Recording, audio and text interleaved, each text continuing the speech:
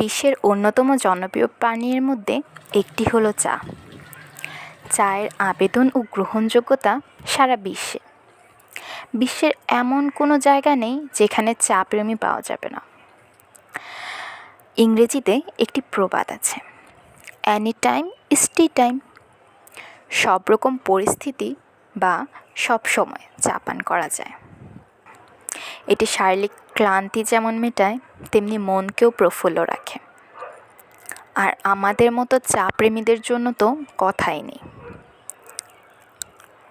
শীত, গ্রীষ্ম বা বর্ষায় যে কোনো সময় চা চাই।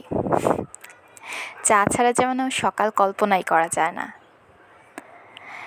বর্ষার এই বৃষ্টিতে রোম্যান্টিক সাথী হয় এক কাপ চা, যদিও এখন গ্রীষ্মের উত্তাপ ছড়াচ্ছে। চা তৈরির ইতিহাস কিন্তু খুব পুরনো। ইউকে টি অ্যান্ড ইনফিউশন অ্যাসোসিয়েশনের মতে চায়ের যাত্রা শুরু হয় চীনে। খ্রিস্টপূর্ব 2737-এ চাইনিজ সম্রাট সেন নাগ একটি গাছের নিচে বসেছিলেন। মূলত ভুল থেকেই শুরু হয় চায়ের যাত্রা। ভাবা যায়, পৃথিবীর সব ভুল থেকেই আসলে সব নতুন কিছুর সৃষ্টি হয়। যেমন নিউটনের সূত্র, ঠিক তেমনি চায়ের যাত্রা এভাবেই শুরু হয়। সেন নাগ সেই গাছের নিচে বসেছিলেন, তখন তার সার্ভেন্ট তার পানি গরম করছে। ভুলবশত গাছের থেকে কিছু পাতা সে ফুটন্ত পানিতে পড়ে যায় এবং সেন নাগ সেই ফুটন্ত পানি গ্রহণের সিদ্ধান্ত নেয়। চিন্তা করে দেখেন, সেন নাগ যদি সেই দিন সেই পানিও না খেত, তাহলে কি আমরা আজকে আমাদের এই চা পেতাম? আমাদের ধন্যবাদ দেওয়া উচিত সেন নাগকে।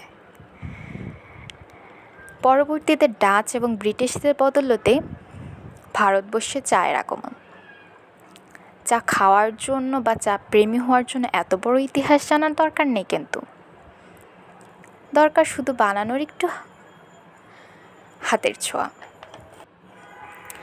জীবনটা ঠিক যেন এক কাপ চায়ের মতো, তার স্বাদ ঠিক তেমনটাই হবে যেমনটা আপনি সেটাকে বানাবেন। জীবনটা খুব ছোট এবং সুন্দর, তাই জীবনকে উপভোগ করুন এক কাপ চায়ের সাথে সাথে। Thank you for watching. Do not forget to subscribe.